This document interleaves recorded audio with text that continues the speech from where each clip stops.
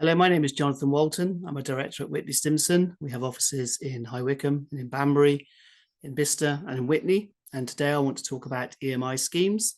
I'm going to give you a general overview of why the schemes are attractive for an employee, why they're attractive for an employer, and also some of the pitfalls that people can sometimes come across. We've implemented quite a few EMI schemes over the years. Sometimes we've done them ourselves. Sometimes we've sought legal advice on some of the issues. But I just want to give you a flavour for why they are a very good tool for incentivising employees, amongst other things. So one of the first things really is that they are really designed to retain and reward key staff with share options. And there are a lot of businesses that start up that don't necessarily offer staff huge amounts of salaries because they don't have enough money.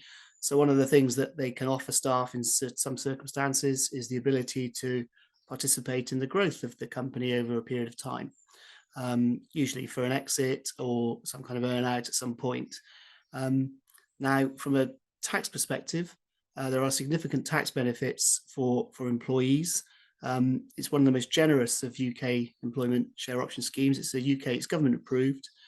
And one of the biggest benefits, well, there's two really. There's a capital gains tax benefit on the disposal of the shares eventually. And that basically is that when the employee disposes of the shares at an exit, the shares crystallize a capital gains tax charge, which actually is at 10% as a sort of a maximum charge for values up to £1 million, because the rates that are used for the capital gains tax are the same as the business asset disposal relief rates. Now, normally to get business asset disposal relief, there's some qualifying conditions, of which one of them has to be that the shareholder normally has to have over 5% of the shares, but this isn't the case in an EMI scheme, and an EMI shareholder can have a much smaller percentage, but still enjoy the business asset disposal relief on the disposal of them, and therefore pay a tax rate of 10%. The second tax issue of saving is the PY and NI. Now, normally what happens is that there's a value placed on the shares. There's the valuation that's done. Now, the shares then can be issued at a market value. Now, quite often in EMI schemes, simply because the shares either aren't issued or because they're restricted in their rights, the value of the shares that are granted is considerably less than the sort of market value that it might go to for an external investor.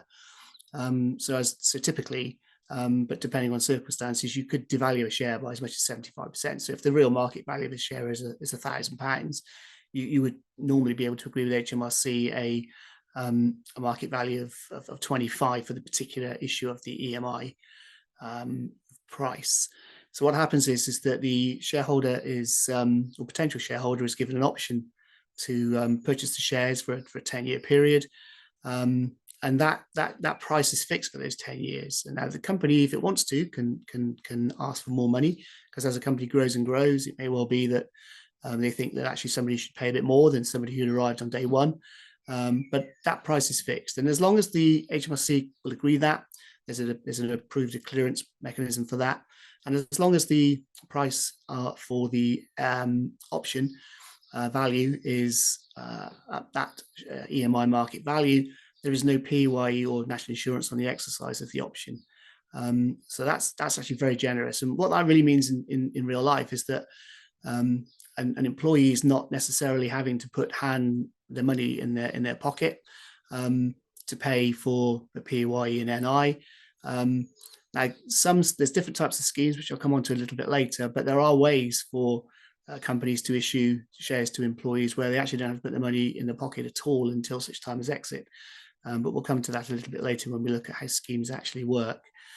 The third thing about the share option schemes is that there's a proven employee retention benefit. There are reported to be about 14,000 schemes in place. Those statistics are a couple of years old, but we see a lot of them being put into place now because they are so key to keeping and rewarding employees. Because basically, if somebody leaves during the life of the scheme and they haven't yet exercised their options, they then have to forfeit their ability to exercise their options, because all they've had as an option. They've not they've been granted an option, but they've not exercised that option. They're two different things. So the company grants an option to a person, and that grant lasts for 10 years for the tax rules.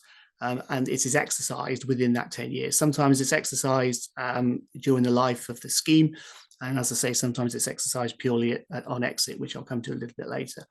But from a reward strategy, people can see that if the owners are of a type where there's an expected sale to happen because they're sort of young entrepreneurs, which is often the case. Most of the ones we deal with are where someone has a plan really to sell within 10 years. They're not just issuing shares for the sake of it or issuing promises for people to get shares for the sake of it. There's an absolute strategy for some type of exit, and this basically can lock the employees in to participate in that exit at a period of time. And we've had them where employees have had millions, and literally millions of pounds worth of proceeds from a disposal of shares when the EMI scheme grants have been exercised. It's very quite a wonderful way of getting that extra bit of kind of remuneration, if you like. It's not remuneration because it's a capital gain, and that's what's so beautiful about it. It's taxed at capital gains tax rates. So there's quite a few rules. They're not that onerous, but there are a few rules that people need to be very careful of. I mean, the first one is that the company has to be a qualifying company. Accountants aren't allowed to do EMI rules. There's various financial services type companies that can't do them, but most trading entities can apply for an EMI scheme. There's a mechanism to apply to HMRC to get them to approve that the nature of the trade qualifies, and so therefore that's a good thing to do because HMRC will tell you if they're comfortable with it. I mean, on some cases it's just obvious that it's going to qualify, but it's still a procedure that we often go through. Occasionally a company could change its method of operations. So for example, if a company is in the financial services industry of payment processing, for example, and they start to move into banking, they might cease to qualify at some point. So there's things you have to watch out for on that. As I said before, there's a 10-year limit set for the price and the scheme. That's just within the Taxes Act, but it's a nice thing because it means that if somebody comes along in year 3, you don't have to redo a valuation. Year 5, you don't have to do another valuation. There's a number of companies that issue shares as they go throughout that 10-year limit, that 10-year life, I should say. And what they then do is they've just got that fixed base price at which point they can issue shares to new employees as they come. But another way of doing these is actually to bring in other schemes, because you can have EMI schemes running parallel to one another. There's a limit on the value per employee. That doesn't tend to be an issue because the limit, I think, is 250,000 of shares. You've got to get an awful lot of shares to reach that limit, especially when the value of the shares is quite heavily discounted simply by nature of the fact that they are shares issued under an EMI scheme. They're not shares sold to sort of general public or etc. Shares can be held in an overseas company, which is I think quite an interesting fact, because we have a lot of UK subsidiaries that are where their parents are all over the world, really. Now the rule is that as long as there's one entity within the group that has a UK permanent establishment, that qualifies within the HMRC guidelines. Of course, this is a scheme really for the taxation of the UK employees, but it's not to say that it's just a UK issue, because you can, as I say, have shares in an overseas company, in a parent company overseas, and that's not uncommon. The employees have to work 25 hours per week, or 75% of their available working week to be an eligible employee. The employee used to have to sign a declaration to say that they met that's no longer required, but it's still a requirement to meet those hours. And then the other rule for an employee is that they mustn't have a total sharing greater than 30%, including relatives, or some relatives. It'd be wrong just to sort of give shares to somebody just so that you ended up with more than 30%. So there's quite strict rules about that. So, but those don't come up in real life in practice. There's rules about being an eligible employer. The company and its group must have gross assets of 30 million or less, and the company whose shares are under option must be independent. And that's something I've seen fall down when we were looking at an early application clearance. for someone that where the shares were actually owned by sort of a multitude of trusts. And when we kind of began to get into the delve into the true ownership at the top, it didn't quite work. It also must have fewer than 250 full-time equivalent employees. Again, we've had that problem before, where we've had an overseas parent that's had an awful lot of employees around the world, but they've just breached the conditions of that. And as I said before, must have a place of business and one group company, somewhere within the UK. I also alluded earlier that companies with certain trading activities are excluded. Now, this would include things like banking, farming, property development, legal services, and I don't know why, but shipbuilding. I've never looked at why, but I find that quite peculiar. But there are, and as I say, there is a clearance mechanism to go through with HMRC to satisfy HMRC that the nature of the trade is one that means the company is eligible to issue shares under EMI. Employers have a number of choices with regards to schemes as well. And I think this is quite an interesting point, because a lot of employers where they're sort of small or family-owned businesses, or just one or two or three people, don't like to give away any form of control. So there's an exit-only scheme, which is exactly what it says it is. The options are granted on day one, if you like, and then within 10 years, if there is a sale, within the scheme rules, the directors have to explain to the employees that the company is being sold, and the employees then have a right to exercise their options. And quite often in cases like this, just say for example, we had did a valuation of a company, and the share value was £4,200 per share.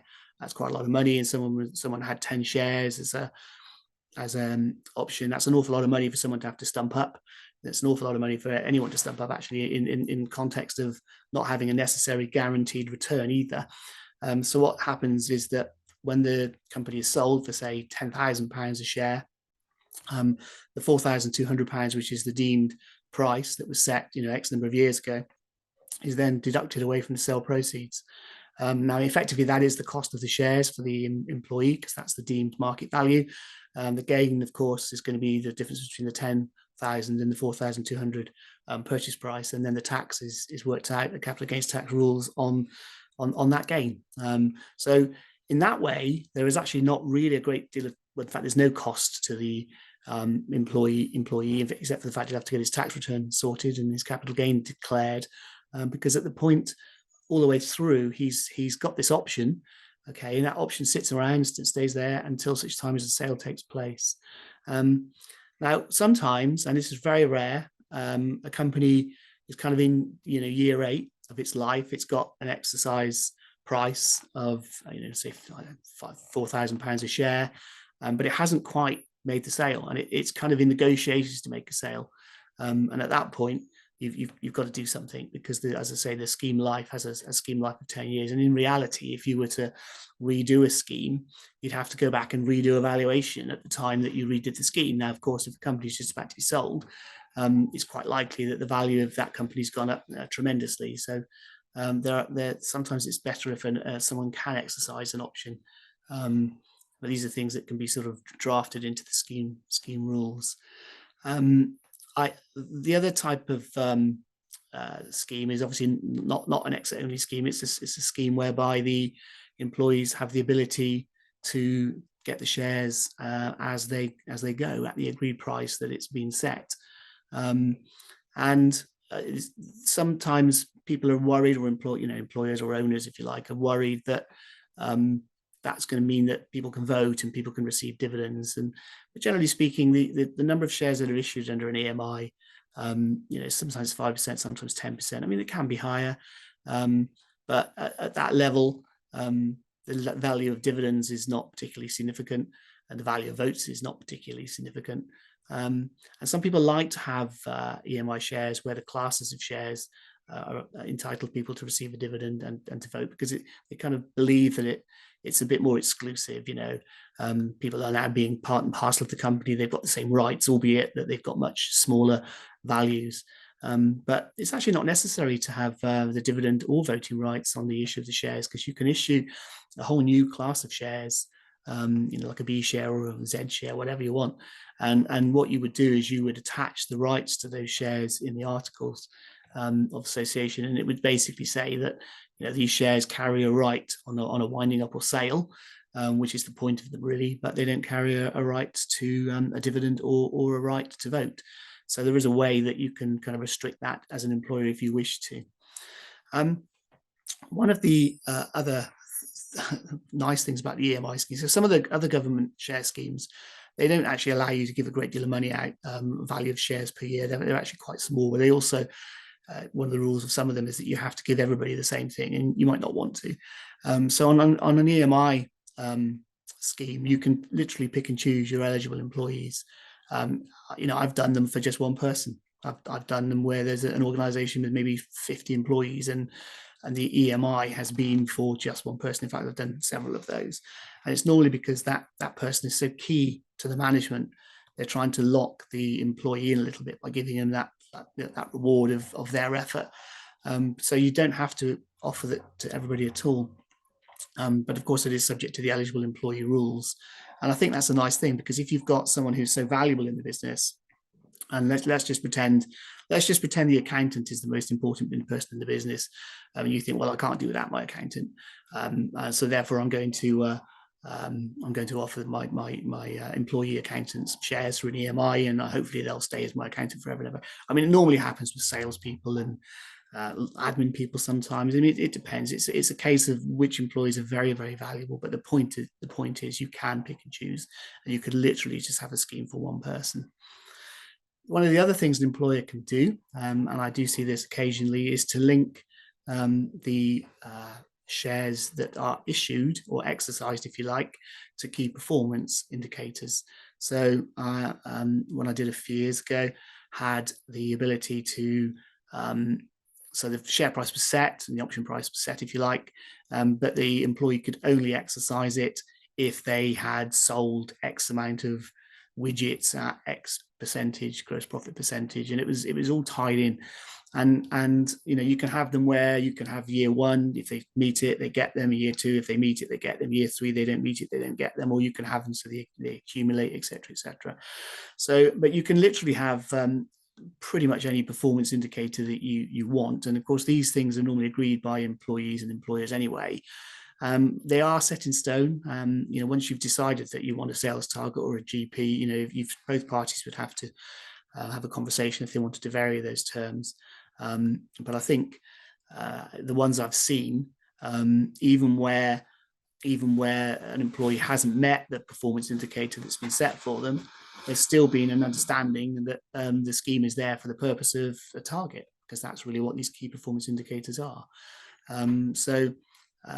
I think probably 20% of the ones that I've dealt with have got some form of key performance indicator in. 80% don't. Out of those ones that don't, I would say that probably 70% of those are exit only schemes, and then the 30% residual would be schemes where people can get shares as they go along. One of the problems of having the shares as you go along is you've got to pay for them. If I set a share price as an option price of like £4,000, and someone's got the ability to get maybe 10 shares or 15 shares, depending upon the capital of the company, it's very expensive for an employee to have to dip into their pocket to actually pay that price. Now, if they don't pay that price, of course there's tax issues, because the whole point of having that is that we've agreed with HMRC a value, at which point no PEY and NI will fall on the employee. If they are issued at less than that market value, then of course there's a tax consequence for the employee, because they're getting something as an employment-related security, I suppose, at a lesser value than is the true performance value. So that's just something to mention as well. Couple of pitfalls. They need to be structured properly. The scheme templates are very, very similar, but because schemes do differ, so for example, there are schemes where there are classes of shares, and those shares don't even exist in the articles. That's a bit of an issue. So when we're looking at EMI schemes, we're always also looking at the articles to make and that the issuing of the EMI scheme doesn't fall foul of the rules of capital requirements in the Articles of Association. So that can be a problem. And they also need to be designed in a way that they meet the commercial goals as well. So I am aware of EMI schemes where the value that employees have had has been so high that there has been on sale no incentive for them to stay. And if you kind of think about a situation whereby a company does extremely well, I mean, there's companies we out for where their values were, a couple of £1 million 2 or 3 years ago. They're probably 12, 13 now, massive big growth. There's other companies where they were founder companies with nothing. They still haven't made a profit, but their market value is probably about 20 million. And so sometimes if employees have got a great deal of shares and the crystallization of those shares is going to make a massive gain for them, they might end up with so much money that they no longer want to stay employed. And of course, the buyer is going to want to keep them because, you're not going to buy a company that where everyone's just going to walk out on day one. So that's one of the commercial considerations that need to be considered. And that has happened, not for a client of ours, but that has happened. I read about it in an article for some very intelligent Cambridge chaps who realized a tremendous sum of money and then just all basically left. One of the other EMI pitfalls is failing to get an HMRC agreed valuation. Now, valuations are subjective. We do valuations for all sorts of different purposes and probate and bringing shareholders in and EMIs, etc. They are very subjective, and I think where there is a big discount to be applied, really I'd say over 50%, which is a fairly hefty discount, but not an unusual discount. I would normally seek to get HMRC agreed evaluation because you just know it's set in stone, and quite, when someone comes to sell a company, the due diligence legal and accounting team for the acquirers, they look at things like this quite carefully because they're looking at what risk their client as in buying, our client, if you like, and they look at the risk that their client is taking on. And if things like market value amounts haven't been sort of agreed and they could be necessarily challenged, then it could create an issue for the acquiring company because they effectively pick up a potential tax liability on the fact that shares were issued at an undervalue. There's another pitfall is when the I've probably got these the wrong way around actually, but so the bottom one is where you've got it's crucial to notify HMRC of the grant of option to within 92 days to ensure its qualification for EMI benefits. But there are time issues with these, and then obviously when you've issued options, so you have to notify HMRC of the scheme in the first place. That's actually done through the web. It's done through the kind of employment portal, if you like, and it's just there's a load of buttons to click, and then they give you a scheme reference number, etc., etc. So that's the first part, and that has to be done within 92 days. And then if options are then issued, those have to be notified within the 90 days as well. And that you just need to keep a diary. Your clients need to be aware that if they take somebody on and they have a big scheme, but they take somebody on and they then offer them options, etc., that they notify us to notify HMRC because it's normally the accountants that would make these notifications. And then there's end of year returns as well. There's returns that need to be done if shares are issued as well. I've mentioned incorrect valuations of shares. Really, that's when the options are granted, so too high or too low. I mean, I was talking previously about where valuations have been too low and HMRC can challenge them. Well, of course, if they're too high, HMRC aren't going to challenge them but you've got to think about whether that's fair on the employee. So if you've got it. So some people don't like to give away something for nothing. Some people don't like to have big discounts. A client I'm doing one at the moment for, they want to discount their shares only by 20% from what an investor would pay. So a shareholder is likely to have to pay 80%. One I did about 4 years ago, the business had a certain value. So that value was captured for the founders, if you like. And then the value that was placed on the shares was full value. So it was felt that at the time of the issuing of the shares, or at the time of the granting of the shares, I should say, not the issuing, but at the time of the granting of the shares, it was right for the employees to pay the full value. And those shares have grown from probably 4,000 per share up to, I think, about something like £28,000 per share, and on something that's likely to be a sale in the future. So, but an employer does have an option, and sometimes if the value is too high, as I say, no tax issues, but it might not be doing the right thing by the employee. And I mentioned this slide at the bottom as well. So really, that was what I wanted to say about the EMI things. I mean, they're very common. They're quite straightforward.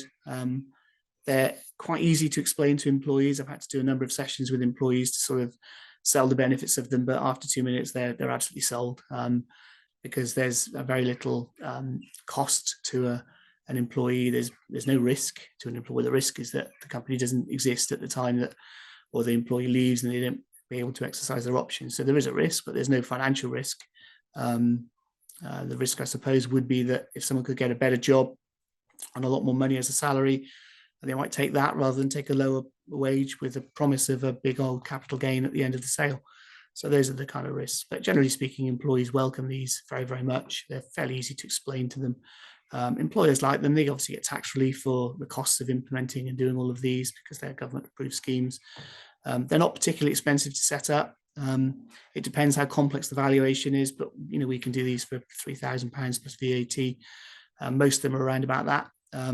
Sometimes when there's complications in a scheme or different sets of scenario for different people, then it can be a bit more money. But I mean, that's a crude idea of the kind of cost of all of these. So I think that basically comes to the end of my presentation. And my email address is on the slide at the beginning. If anyone has any queries, then just send me an email. Thank you very much.